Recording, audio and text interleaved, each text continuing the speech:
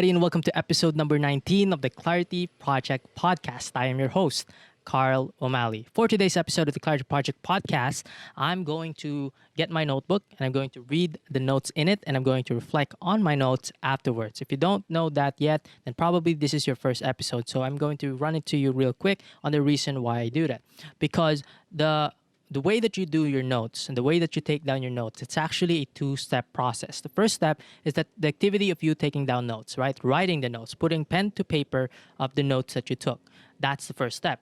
And most people stop there because they don't know or they don't understand that the second step exists. And that second step is actually taking your notes again, pulling up your notes, and then you're going to read the notes, and then you're going to reflect on it, and you're going to learn from your notes afterwards. Most people forget about that second part. That being said, let me read the first note to you guys. So, the first note goes out like this. More powerful than physical addiction is that drinking is a relationship, not an activity. Let me repeat that. More powerful than physical addiction is that drinking is a relationship, not an activity. Let me read further. Many alcoholics know that they would be better if they quit. But that isn't the point. The decision to keep drinking is to choose that intense love, twisted and lonely as it is, over the banality of mere happiness. Let me repeat that. Many alcoholics know that they would be better if they quit. But that isn't the point. The decision to keep drinking is to choose that intense love, twisted and lonely as it is, over the banality of mere happiness. Now, if I'm going to try and make sense of that, what that means, right? So it's probably talking about how, in our addiction, I think this goes both ways in any kinds of addiction, not just with alcohol. It says that more powerful addiction, more powerful than the physical addiction that you can get, right? The stimulus that you can get from your brain, the neurochemistry that happens inside the brain. More than that, right? More than the substance itself, that is the addictive substance.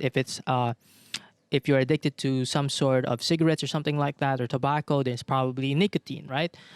For alcohol, then it's probably like the high out of the alcohol.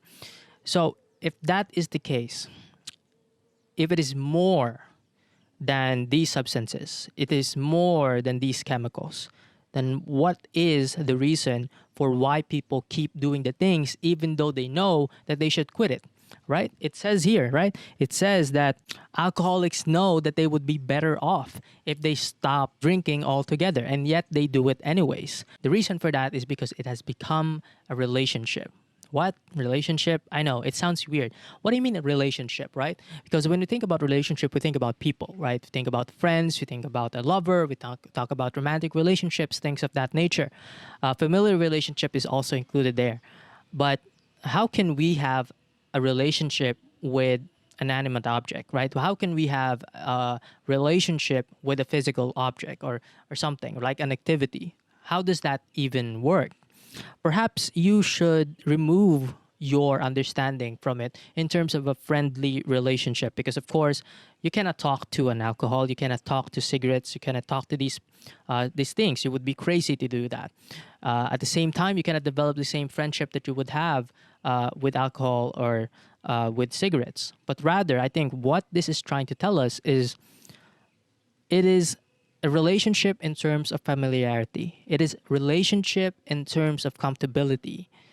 Probably it is the surest thing that you know that you could do for you to be happier, to have a elevated sense of happiness, to have a elevated sense of reality. That's why it says here, right? You're going to choose that intense love over the banality of mere happiness.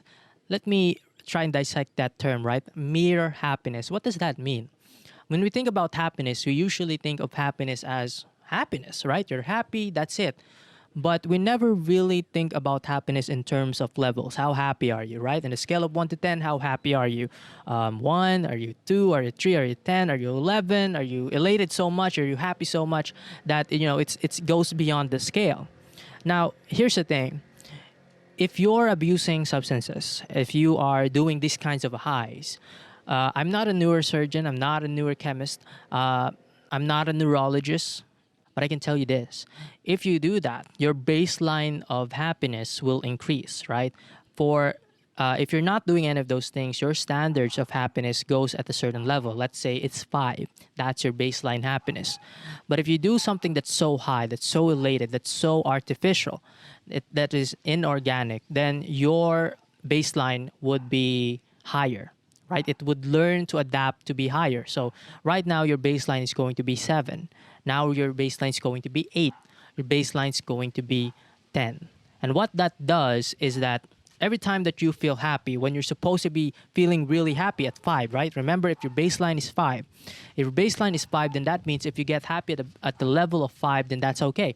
That's your baseline. That's what's make you happy. But this time, if you get happiness, if you become happy at level number 5, it is not the same thing anymore. It is not the same level anymore.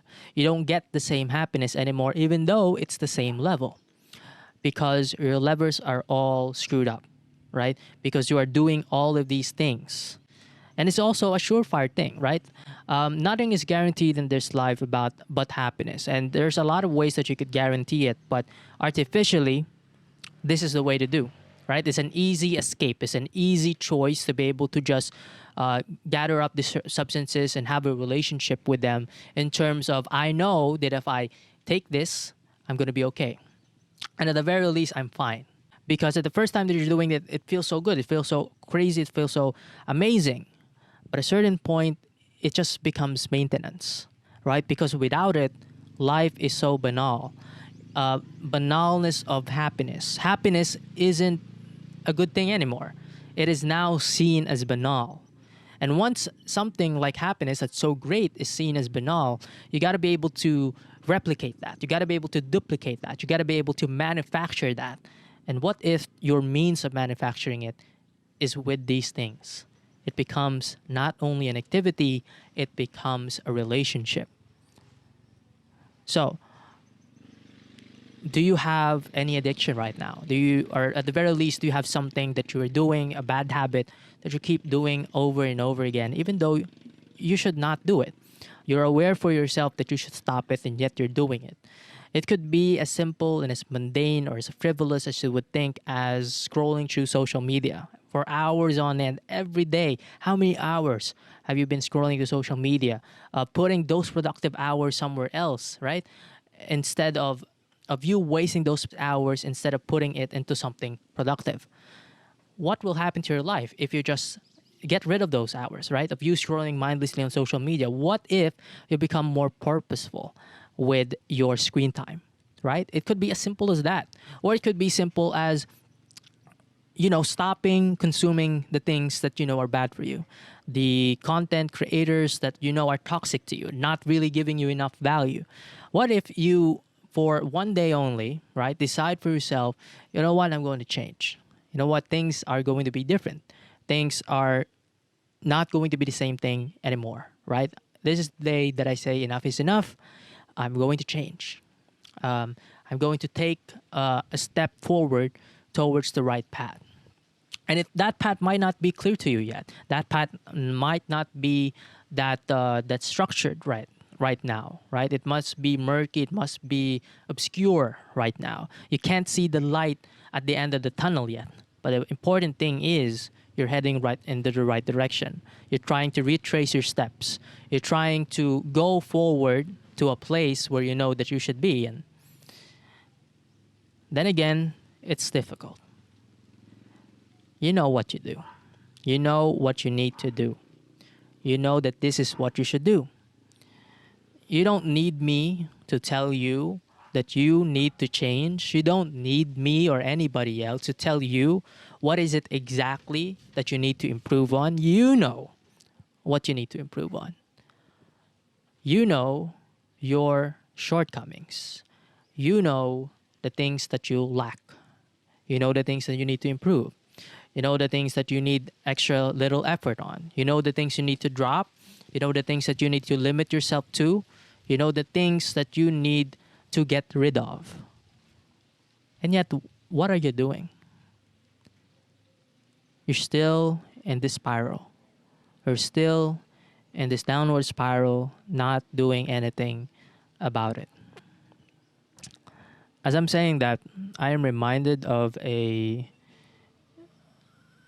interview or podcast. I don't really know what it's called, but it's about Baron Geisler and Jiro Manio, two prominent Filipino actors. Okay, and they were talking about how their addictions, their past, their situation, and how it made a negative impact, a detrimental impact in their life.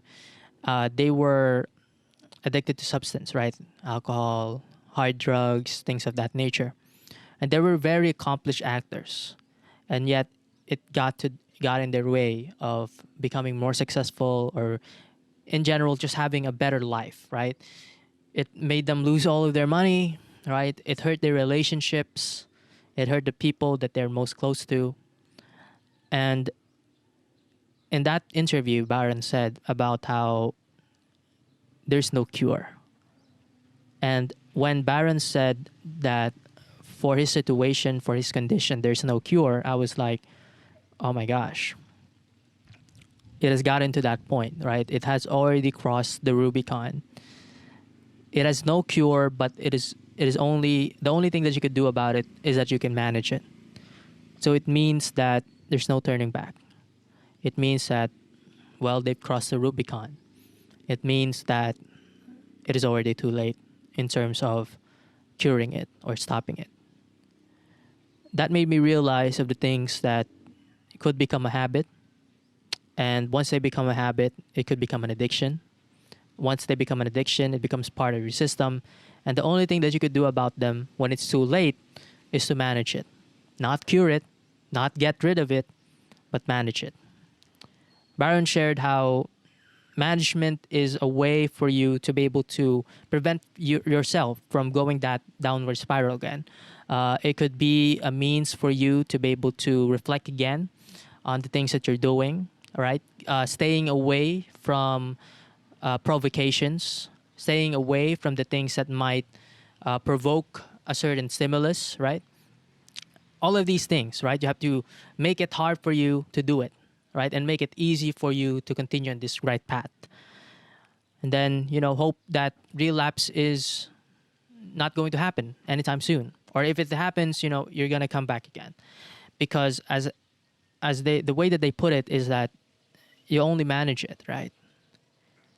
There's no addiction, and you got to fight that urge. You got to fight that situation. I personally don't know what that feels like, but and probably you don't know as well.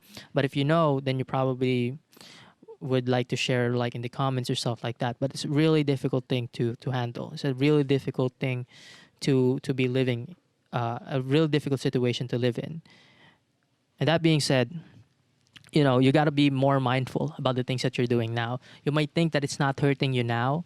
You might think that it doesn't have that much of a detrimental impact in your life.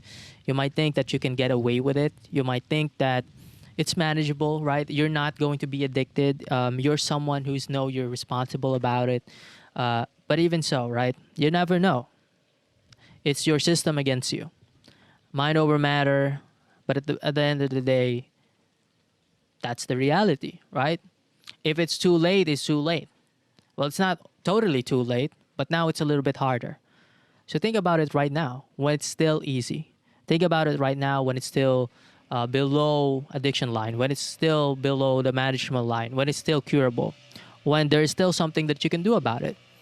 Think about the things that you are doing that you should stop. Should be really mindful about these things because it's life. It's your life that we're talking about here, to be honest.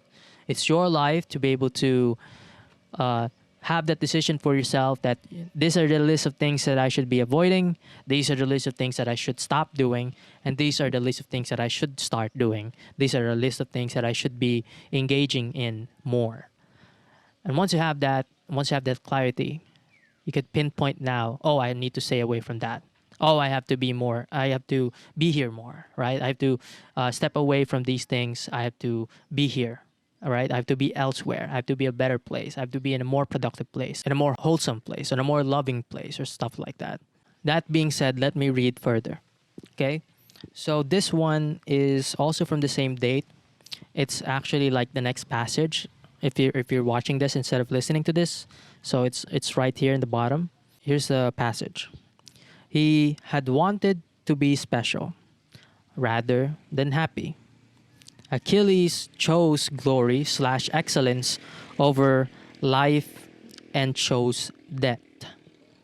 Let me repeat that. He had wanted to be special rather than happy. Achilles chose glory or excellence over life and chose death. If you don't know the Greek hero Achilles, during the Battle of Troy, he was a great warrior. He was asked to be able to fight in that battle, in the great war. He doesn't have to, he doesn't need to, but he engaged in the battle. He accepted the invitation because he wanted to be great. He's in it for glory. He's in it for something greater than himself. I think there's a quote from like the movie that stories about him, or is it like writings about him, is going to exist long after he is gone. Thousands upon thousands of years after he is gone, he is going to be talked about. He's going to be immortalized because he would join that war. Truth be told, he could have just ignored it, right? He's Achilles. He's successful. He's unbeatable. He's already, he's got a whole life ahead of him. He's still young. He could have lived a long life, and it could have been a happy life. But for Achilles, he's not after that. He's after glory. He's after excellence. He's about something bigger than himself long after he is gone. It is something that is, as you would call, a legacy. He would have a long lasting legacy long after he's gone. So in everyday life, I mean, there's nothing wrong with living like a normal life. I believe that there's not really nothing wrong with that. If you just, having like a really pretty normal life, there's like everybody else. You don't have to be Achilles. You don't have to go into this great war. You don't have to prove anything, to be honest, right? That's for me, right? Maybe it's different for you. Maybe you think that you should compete. Maybe you think you should make a name for yourself or things like that. Maybe you think that in order for you to be happy, there has to be some kind of excellence involved. You have to be known throughout the Philippines, throughout our nation, or probably even the world. People have to know your name. People have to respect you, things like that. But at the same time, you got to also realize that the normal life is the simple life is actually pretty good too. You know how actors, how celebrities always say that they miss how being anonymous, because celebrities don't have a normal life anymore, right? They don't have a normal life, and of course, they're not apologetic about how their life is like super good right now. They're living in luxury, things like that. They're well known. They get all of these opportunities as a result of fame, but the life of an anonymous person is much more peaceful because you're not looking over your shoulders. You're not looking at other people. You're not thinking about what are they going to say to me. Should I smile at them even though I feel like really tired? Do they understand what I'm going through? Do they know that I am struggling right now? Do they know that I have anxiety? Do they know that I'm going through something really tough right now? And yet, as a celebrity, as someone who's a public figure, you're expected to smile, expected to greet them, expected to be kind, put up this facade that you're okay. And a lot of people will say, well, that's your job, man. It's a facade. So what? That's your job. You get paid for that, right? I mean, how insensitive you can be. People are starving, people are working hard, and all you have to do is smile. You can't even smile. What do you mean you can't smile? Smile. That's the thing. Um, that being said, I also would like to be able to tell you that about this Jim Carrey quote. I don't know if it's Jim Carrey. I don't really remember if it's Jim Carrey, but Jim Carrey said a little something like this: "I wish that everyone would be famous, and so that they would know that they don't want to be famous," or something like that. I could have screwed up all that quote or that adage, but it goes along the lines of that. I wish everyone could be famous so that they would know that it sucks to be famous, somewhere along that lines. Because that's the truth.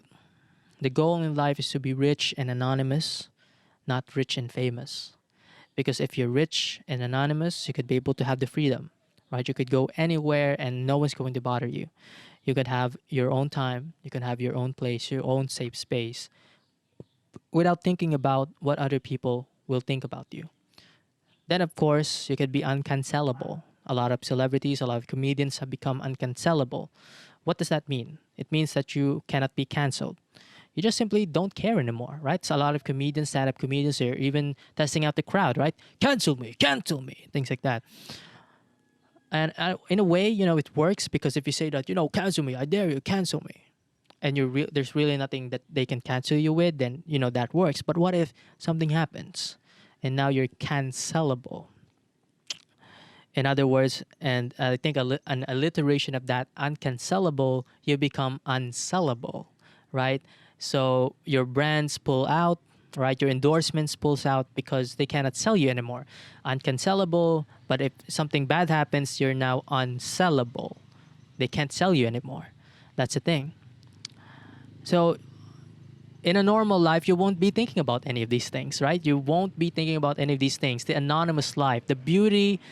Sometimes when I'm in our local mall or something, or even if you're a public place like a park or a public market or something like that, I sometimes imagine what it would be like if I'm famous.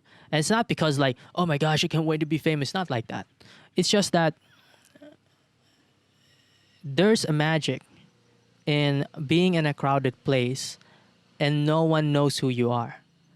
There's a certain kind of peace, there's a certain kind of comfort, and being in a familiar place, right? Something that you go to every day, like your favorite park, your favorite alley, your favorite street, your favorite place, your hangout place, your coffee shop of some sort, and you are just with yourself, right?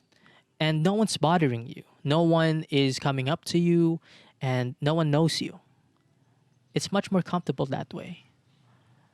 Because sometimes I would imagine like the opposite. I would imagine that, if I'm eating here in this like restaurant or something, like what if I'm super famous, right? Would I ever be able to do that again? Would I ever be able to go to a public place? Probably not. We know how a lot of celebrities like go to all of sorts of disguises just to go to a place that they want to go to a public place that they want to go to when they go shopping. All of a sudden, they can't go to the fast food place anymore. All of a sudden, they can't go to the mall anymore. And if they do go to the mall, it has to be like this really high-end mall or something like that, right? Or if they do that, they need to have people around them, security people around them. They can't have a normal life anymore. They can't go out looking like their normal clothes. They can't go out wearing their normal clothes. They have to actually put up a look because people expect them to have a certain look. All of a sudden, you can't talk to strangers anymore. All of a sudden, you can't make that connection with the people next in line with you, right? Next in queue with you. All of a sudden, when you're waiting for something in your queue, in your park, and you just want to talk about how beautiful the sky is, you want to talk about how nature is good, or you're in a concert, how good the concert is, you can't do that anymore, right? All of a sudden, you are uncertain about what other people's projections of themselves towards you. Are they just being nice because you're famous, or just being nice because you're some sort of a celebrity? Right? All of a sudden, every new people that you meet, you're skeptical rather than, I'm just here. Let's talk, right? Let me know you. It now becomes a little bit more methodical. It's hard. So, yeah, going back to that, the goal is to be rich and anonymous, not rich and famous. And that maxim is a direct callback and a direct, it's anonymous, and it sounds like the kinds of the words of Naval Ravikant, right? Naval said, I think from one of his tweets, the goal is to be rich and anonymous, not rich and famous, which is absolutely true. That being said, I think that's all for it for today's episode. And by the way, the next episode is episode number 20. Can you believe that? That's a milestone for each and every one of us. If you have been here since episode number 1, I'd like to be able to thank you. But yeah, wow. Episode 19. Wow. And it's 20 the next episode. I'm really excited for the future of the Clarity Project podcast. And, our Spotify numbers are going up. It's same with YouTube. I'm really just surprised. Even though for you guys, it seems like a really small number. Like for me, oh my gosh, that's dozen people that saw that. Or maybe even like 5 people saw it, 4 people saw it. That's 4 people. I don't even know who these people are. They watch it. And yeah, I'm just amazed how people like tune to this stuff, right? Because they don't know, right? They don't know how invisible you guys are right now. You might not know. I'm looking at a camera right now, but I'm looking also at you. Sometimes when people are like silently like supporting you, which I don't mind, like they don't interact, but they watch your videos because we don't always like interact, right? We don't always comment, and we just watch and support from afar. Sometimes we are like that because, well, that's what we do, right? That's what we do with content. We just watch it and then we consume it and things like that. That is why when people come up to me and they tell me that they watch the Clarity Project podcast, I'm like really surprised. Really, like you watch a podcast, you watch you watch my content, you read my blogs, and I'm really like surprised. And I try to like test them out, like if they really like, and they do read it, they do watch it. It's just that they're probably not interacting as much. No problem with that, right? It's your prerogative. But yeah, it just is a surprise to me that there's an unseen kind of a support that's happening in the background, and that I'm really appreciative of that. I'm really grateful for that. That being said, if you watch this as a whole, if you watch it in snippets, I like to be able to thank you, and I'll see you again on the next one. Thank you and goodbye. Oh, and by the way, that makes sense. Follow for more. Thank you. Bye bye.